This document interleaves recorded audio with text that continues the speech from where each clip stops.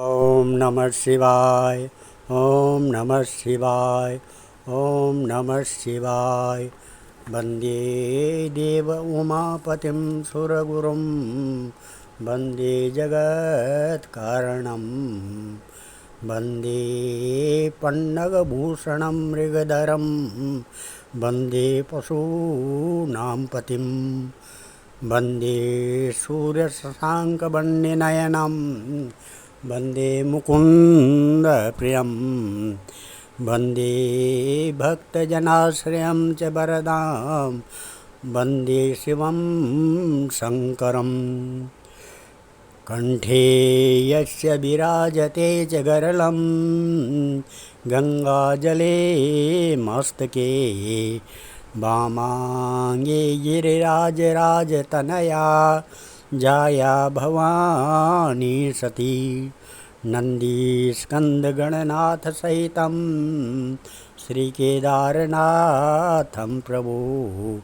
श्रीकेदारांचल संस्थितो हि सततं कुर्यात् सदा मंगलं शंकरं शंकराचार्य केशवं बादरायण सूत्रभाष्यकृतो वंदे भगवन्तो पुनः पुनः। ओम नमः शिवाय। शंकर भगवान के चरण कमलों में नतमस्तक होकर के हम श्री शिव महापुराण उमा संहिता 8वें खंड के तीसरे अध्याय को शुरू करने जा रहे हैं, जिसमें कामदेव द्वारा शंकर जी को मोहित करने की कोशिश करना। ब्रह्मा जी बोले, हैं नारद, जिस स्थान पर बैठे हुए सदाशिव जी महाराज आत्मचिंतन कर रहे थे, वहाँ उसने बसंत ऋतु फैला दी, जिससे कामदेव ने बसंत ऋतु फैला दी, जिससे चारों और पुष्प व पौधे उत्पन्न हो गए और नाना प्रकार के पक्षी मधुर गान करने लगे। वह देवता जो अपने आप को इंद्रिय दमनकर्ता कहते हैं, वह भी कामदेव की माया से मोहित होकर इंद्रियों के दास बन गए और कामी मनुष्य तो बिल्कुल चलायमान हो गए। संसार में उस समय कोई भी ऐसा न रहा जिसको कि कामदेव ने घायल न किया हो। सब देवता, योगी, ऋषि, महर्षि, साधु आदि शुद्ध मार्ग को त्याग कर काम के अधीन हो गए। वन में ऋषियों महर्षियों के मन डिगने लगे। इस प्रकार के काम साधनों को देखकर भगवान श्री सदाशिव आश्चर्य में पड़ गए और वह पहले से अधिक कठिन तपस्या करने लगे। लेकिन कामदेव निराश न हुआ। उसने एक के बाद एक करके अपने 5 बाण भगवान सदाशिव के बाएं पहलू में छोड़े, लेकिन वह अपनी चेष्टा में असफल रहा। भगवान शिव पर उसके बाणों का कोई प्रभाव न पड़ा। भला किस में इतना साहस था जो भगवान सदाशिव को मोहित कर सकता। उसी समय गिरिजा जी हाथ में पुष्पों की थाली लेकर वह पूजन की अन्य सामग्री लेकर श्री सदाशिव जी महाराज के पूजन के लिए आई। उनके साथ बहुत सी सखियाँ भी थी और संयोगवश भगवान सदाशिव उस समय ध्यान से मुक्त भी थे। कामदेव ने इस अवसर को सुअवसर समझा और कानों तक बाण खींचकर उन पर छोड़ दिया। इसके पश्चात वह उन पर बाण छोड़ने लगा, यहाँ तक कि भगवान शंकर जी को मोह प्राप्त हो गया। अब वह सोचने लगे कि गिरिजा के शरीर को देखकर जो इस प्रकार आनंद की प्राप्ति हो रही है, यदि मैं इन्हें आलिंगन कर लूँ तो न जाने कितने बड़े आनंद की प्राप्ति हो।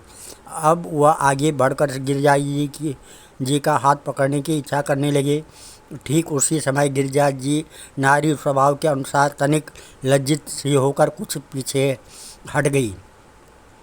उनके पीछे हटने के साथ ही भगवान श्री शंकर जी को ज्ञान हो आया। तब वह विचार करने लगे, अरे यह क्या मैं निर्विकार होकर भी काम से विकार पाकर मोहित हो गया हूँ। यदि मैं ईश्वर होकर काम से मोहित हो गया तो फिर भला शेष संसारियों की क्या गति होगी। हो न हो यह कामदेव की करतूत मालूम होती है। अब चौथा अध्याय है भगवान शंकर का कामदेव को भस्म करना। है नारद, भगवान श्री शंकर जी ने जो अपनी बाईं ओर देखा तो धनुष बाण हाथों में लिए हुए कामदेव को खड़े पाया। अब तो शंकर जी के क्रोध का वार पार न रहा। उनके क्रोध के कारण तीनों लोग बुरी तरह से कांपने लगे। ऐसा प्रतीत होने लगा जैसे कि प्रलय आने वाली हो। उसी समय उनके मस्तक का तीसरा नेत्र खुल गया, उसमें से बड़ी तीव्र अग्नि निकल पड़ी। बस फिर क्या था, उसी अग्नि से कामदेव जलकर भस्म हो गया। उसी समय तीनों लोकों में हाहाकार मच गया। देवता दुखी और दैत्य प्रसन्न हो गए। गिरिजा जी तो कामदेव के भस्म होने के साथ ही अपने सखियों को साथ लेकर अपने घर वापस आ गई। कामदेव की स्त्री रति तो दुखी होकर बेहोश हो गई और कटी हुई लता के समान पृथ्वी पर गिर पड़ी। जब होश में आई तो बुरी तरह से विलाप करने लगी।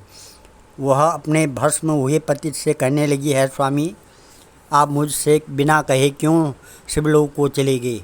अब मैं क्या करूं, कहाँ जाऊं? इंद्रलोक में जो तुमने अहंकार पूर्ण बातें की थी, यह उसका ही फल मिला। हाँ, देवताओं ने मेरे साथ बुरा किया है, जो मेरे पति को यहाँ भेजकर भस्म करवा दिया है। रति को इस प्रकार रोते देखकर इंद्र आदि देवता उसको धैर्य देते हुए समझाने लगे और कहने लगे कि यह संसार सुख व दुख दोनों की ही खान है। यहाँ पर न कोई किसी को दुख देता है, न कोई पाता है। सब अपने अपने कर्मों का फल भोगते हैं। अब तुम धैर्य धारण करो और अपने पति की भस्म को संभाल कर रख लो। भगवान श्री शंकर जी महाराज की कृपा से तुम्हारा पति पुनः जीवित हो जाएगा।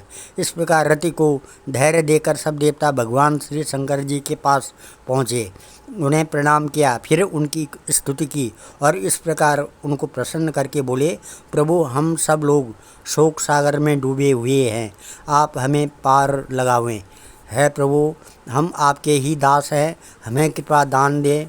देवताओं की स्तुति से प्रसन्न होकर भगवान श्री शंकर जी ने कहा, है देवताओं, तुम्हारी स्तुति से मैं बहुत प्रसन्न हुआ हूँ। अब जो तुम्हारी इच्छा हो वह हमसे मांग लो। यह सुनकर देवताओं ने भगवान श्री शंकर जी महाराज से कहा, प्रभु, आप अंतर्यामी हैं, हम लोगों की जो इच्छा है वो आप भली भांति जानते हैं। अब आप कृपा करके हमारा मनोरथ पूर्ण करें। भगवान श्री सदाशिव जी महाराज ने कहा, है देवताओं, हमने जो कुछ किया है वह ब्रह्मा के शाप के अनुसार किया है। इस समय जो होना था सो हो चुका।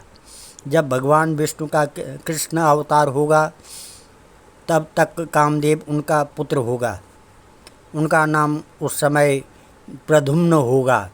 सांबर नामक एक राक्षस उसे उठाकर समुद्र में डाल देगा। यह रति उस सांबर के नगर में निवास कर रही होगी। समुद्र में फेंका हुआ उसका पति वहीं आकर इसको मिल जाएगा।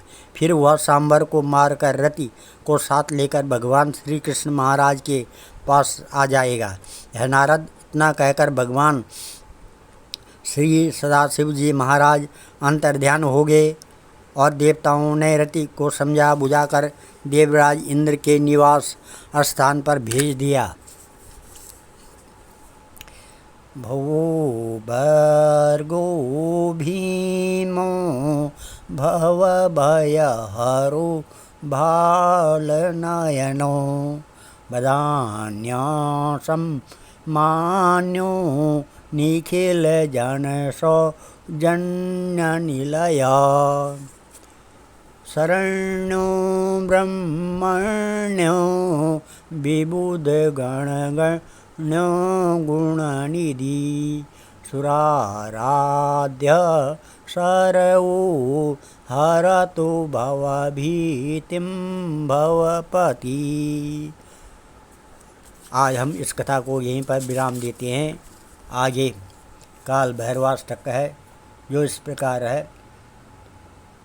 देवराज सेव्यमान पावनान्द्रिपङ्कजं व्यालयज्ञसूत्र इंदुशेखरं कृपाकरं नारदादियोगवृन्दवन्दितं दिगम्बरं काशिकापुरादिनाथ कालभैरवं भजे भानुकोटिभास्वरं भवाब्दितारकं परं नीलकण्ठ इप्सितार्थदायकं त्रिलोचनं कालकाल अम्बुजाक्ष अक्षशूल अक्षरं काशिकापुरादिनाथ कालभैरवं भजे शूलटङ्कपाशदण्डपाणिमादिकारणं श्यामकाय आदिदेव अक्षरं निरामयं भीमविक्रमं प्रभुं विचित्रताण्डवप्रियं काशिकापुरादिनाथकालभैरवं भजे भुक्तिमुक्तिदायकं प्रशस्तचारुविग्रहं भक्तवत्सलं स्थितं समस्तलोकविग्रहं विनीक्वणन्मनोज्ञहेमकिङ्कणीलसत्कटिं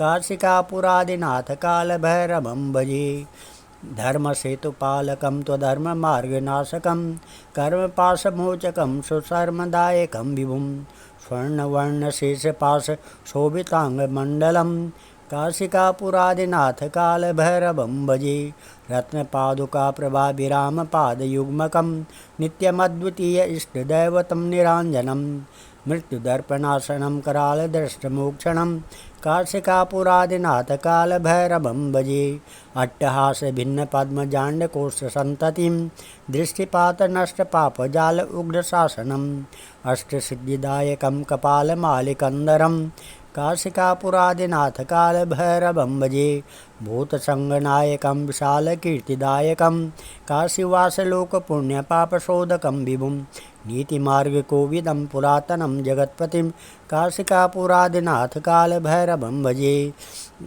कालभैरवाष्टकं पठन्ति ये मनोहरं ज्ञानमुक्तिसाधनं विचित्रपुण्यवर्धनं शोकमोहदैन्यलोभ कोपतापनाशनं प्रयन्ति कालभैरवान्द्रिसन्निधिं नराध्रुवम् ॐ नमः श्रीमद्शङ्कराचार्यविरचितं कालभैरवाष्टकं शङ्करार्पणमस्तु।